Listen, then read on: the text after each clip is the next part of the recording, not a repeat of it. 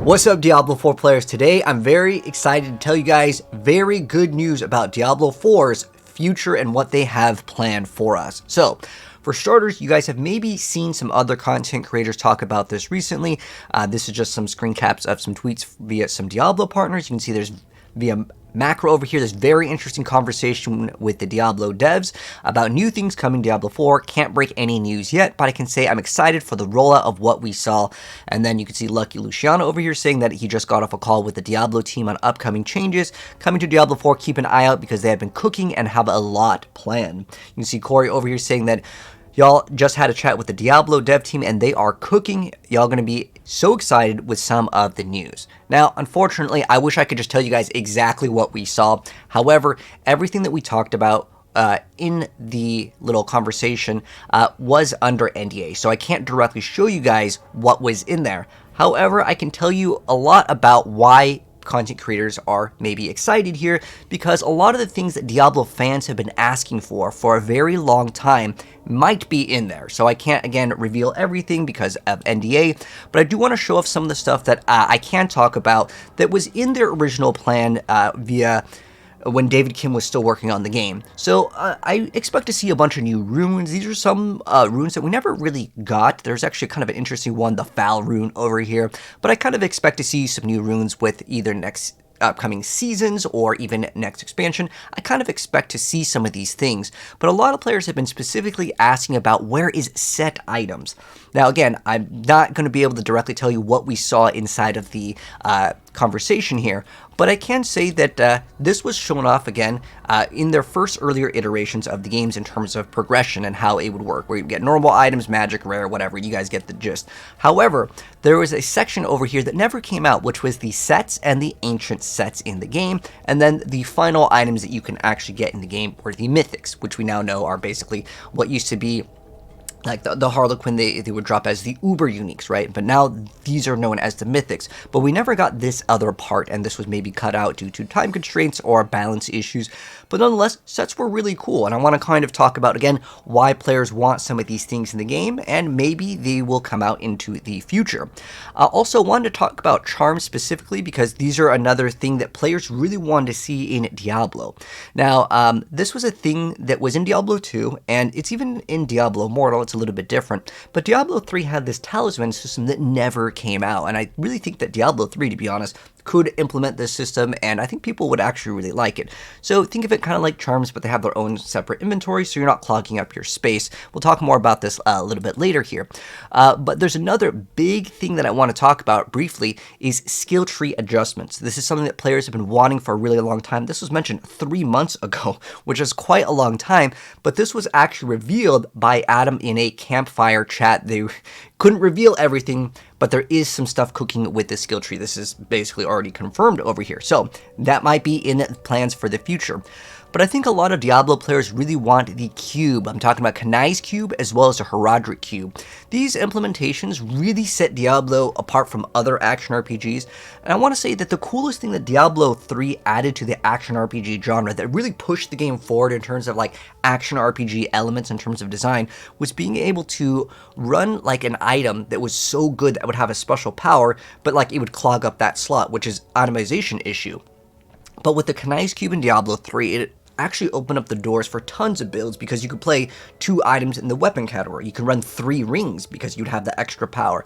I think that this would be an excellent addition to the game in the future. This would be really cool, as well as just getting the Horadric cube. The Horadric cube did like so much. It was one of the most big brain ideas for crafting. This has been a huge issue in terms of like itemization, in terms of like the depth that your character has in Diablo 4.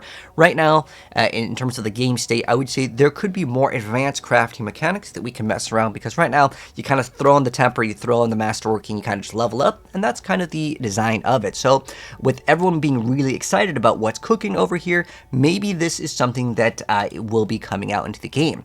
Also want to talk about set items, as it was already in like the original design over here. This is again back when David Kim was working on the game, and I think that set items are quite cool. But I also wanted to open up this for a discussion about set items in general here.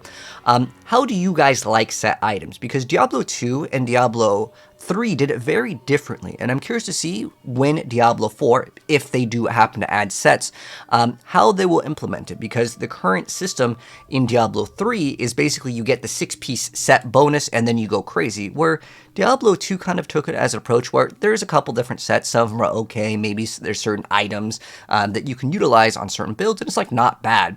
But one thing I really liked with Diablo 2's set implementation is like when you would complete the full set, your character would get this like cool little like effect on him. I think that would be a really cool transmog if they ever decide to go that route in Diablo 4. But where Diablo 3 does things a little bit differently, you could really only fit in basically a set, then you would have like 1 or 2 slots usually. Sometimes you can fit in all guilds or another like set worth like a 2-piece bonus, and then every single person and their grandma ran the Royal Ring of Grandeur. So at least with the cube, it did allow for more complexity, and I think that would be a great addition to Diablo 4.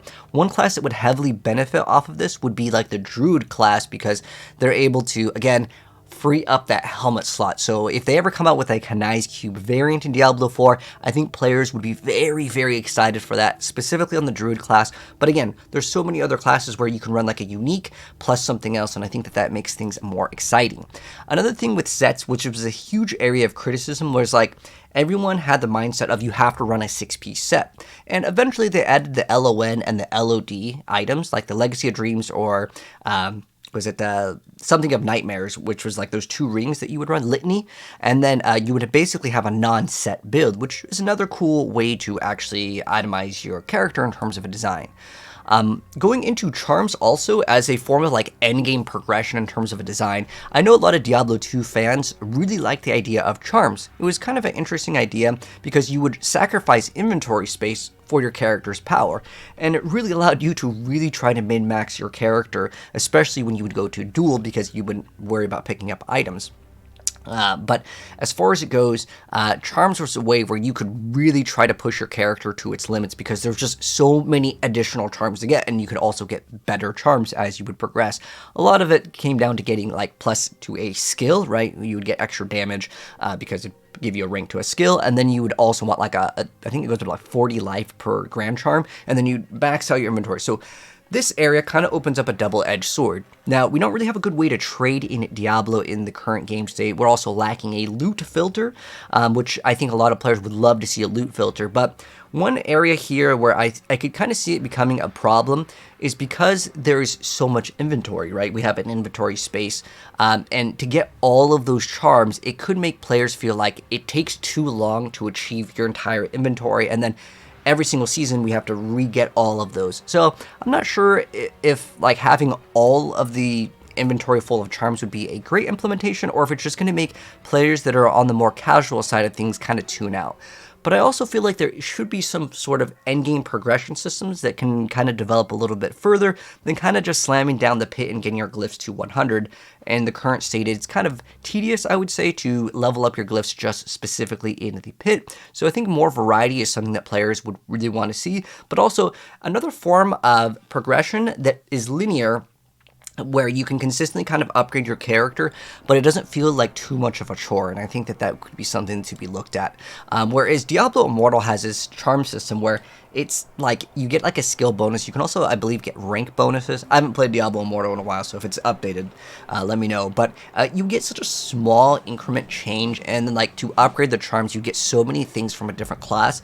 So I feel like that system was, it also kind of like slot machines a like mechanic where you have to get like you get like another charm and you like kind of fuse them or something like that, and it like randomly rolls one from one charm to another. It's really expensive to do too, but this system, I would say, it is nice where you don't have to clog up your inventory, but at the same time, it feels like too small of an upgrade. So in terms of feedback, if Blizzard is watching this for feedback, I would say I like the Diablo 2 implementation, but then you have like a whole inventory that it gets wasted.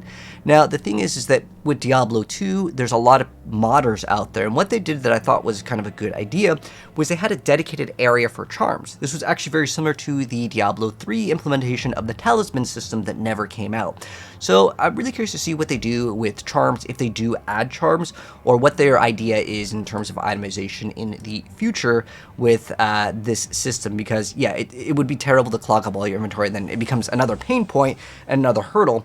But when it was originally designed, it's kind of like an interesting sacrifice. Again, inventory space for power, because at some point your character is so powerful, there's almost no items to really pick up. So if there's a dedicated area to this, I think that would be good. But because you require so many of these charms, I mean, the amount of time that it takes to farm up all of the skillers and the 320/20s, if you guys are familiar with Diablo 2, like, it takes a really long time. So we'll wait and see if they do implement that system. How do they tackle it? And what do you guys think about charms being added to Diablo 4? Do you guys like the idea of having dedicated inventory, or is that a sacrifice that's like, well, that's your sacrifice. You have to sacrifice your inventory space for power.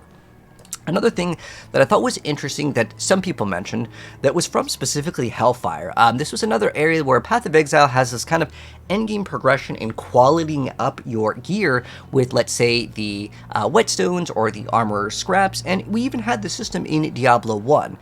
It was specifically in Hellfire. To be honest, this was like the only addition that I really kind of liked with Hellfire that Path of Exile actually kind of took. So this was an area where you could kind of upgrade your weapons beyond, mainly towards the end game. You had these oils that would have this effect that would, unless you reloaded in your game from like a new game, you get to keep these stats. You had these oils that would give you plus damage on your weapon. So again, this is mainly a form of endgame like upgrading in terms of itemization, so you can like kind of min-max a little bit harder, because in the current game state, I would say most people can kind of play the game for a week, and that's kind of it for the build. Again, more progression would be something I think some players do want. But again, there was other things that would give you weapon damage. There was actually increased durability, but to be honest, I don't really feel like durability is like a huge issue. There was also Oil of Mastery. There was weapon hit chance before, but this doesn't exist in the Diablo games in terms of like 3 and 4. They removed it. But that was an interesting thing in Diablo 2. Like, you had chance to hit, right? Even though we have like a dodge mechanic, it's really only for PvP. But again, this is something that did exist in the game, and I'm curious to know, how do you guys feel about if they added some sort of ways to improve our weapons even beyond like the 800 item power, getting the greater affix? Do you guys like this idea, or do you guys feel like it's a pretty good point, we just really want to see more endgame content? Because I always try to look at in theorycraft what is ideal for a design in an action RPG. Again, it's kind of minor, but it's just another small way where you can kind of just squeeze a little bit more out. They also have this system with like Catalyst and Path of Exile. Again, it just really lets you push your character just way, way, way beyond towards the end game, where again, Diablo 4 doesn't really have that. Another thing that I think a lot of players want in terms of like optimization was specifically a loot filter and an auction house. These are things that I feel like should be just baked into any modern video game. The problem with Diablo is the trade websites at the current game state are pretty frustrating to deal with. If any of you guys have engaged in trade, you guys can tell me your story. I like hearing some of the crazy stories. But like, the thing is that like, you go and you trade, and sometimes people will have one price and you'll say, yes, I'd like to buy the item, and then sometimes they'll just say, offer me this, or they want to raise the price, and if you say, no thanks, and then they'll try to lower it. They just try to like min-max, and like, it's so weird because it doesn't happen in Path of Exile as far as like trading goes. Or if any of you guys have even played any Diablo 2 mod, most people are relatively friendly, but specifically on the Diablo like .trade or any of the Diablo websites that people use as third parties, it's just like filled with people that they just never respond, and that's kind of like an issue where I think that they could make some sort of auction house in the game. I think that that's something that players definitely want. I've told Blizzard this a couple times as well. So hopefully we'll get some of these things in the future as well. But also touching upon like other things that I felt like I really, really want to see in the game, that I think players really, really want, is more endgame variety, brand new forms of content. Again, why are the Diablo partners getting excited? I don't know, but I think that a lot of people really want to see more endgame, so that's one of the things. Another thing that we have actually seen more recently is kind of a balance on the classes. One thing that Diablo 4 heavily gets criticized for is specifically the balanced state of the game. We have builds hitting for trillions, and then some only hit for millions, and that's a big gap. And we recently got that key passive cap to kind of make some of the outliers go down, so this way it makes it a little bit easier for the game. Another thing that I saw not only was a heavy emphasis on a loot filter, which again I feel like we kind of needed this yesterday. However, we could use something else for the time being if Blizzard wants to add like some sort of band-aid fix just for the time being. Maybe the pet can pick up the non-ancestrals and automatically salvage them, because if we had a loot filter just added into the game, what would happen is that you wouldn't have enough materials to actually craft your items, because you need those materials. It's kind of the design of the game, is to basically get your items and then salvage them, and so you can have materials. But I think something similar to, again, the pet in Diablo 3 can kind of just auto pick up stuff, and I think this would make the quality of life much easier. But I also think that there's another issue in terms of like what players want, which is like if you've ever played the pit, or if you're playing the pit, the items don't drop till the very end, so that's a good thing. But if you're playing any of the Nightmare dungeons and you need to farm the Obdusite, I think that that is an area where like some builds are too fast and it doesn't auto loot those. So that would be kind of a nice quality of life too. Maybe at the very end it drops all the Obdusite, or some sort of other way. If they don't want to add a loot filter, something like this would be a great idea. I already talked about the two different cubes. I think that both of them would be the ideal situation to have both of them added into the game. Again, it opens up the more builds and more crafting options if they do happen to add the Horadric cube. And the reason why is like I like the Diablo 3 like game in general, but like the crafting could definitely have been expanded upon, and maybe some expansions or something. And I think that Diablo 4 could also use a little bit more depth. I understand that like the mindset is Diablo 3 and 4 are kind of casual entry games for the action RPG genre, but I think that what we would really like to see is some advanced ways to maybe craft. It doesn't have to be in the very beginning, so you don't like lose out on the player's frustration with like, oh my gosh, I rolled the wrong thing so early on. I think this is more of an endgame system, so hopefully we could see some more crafting.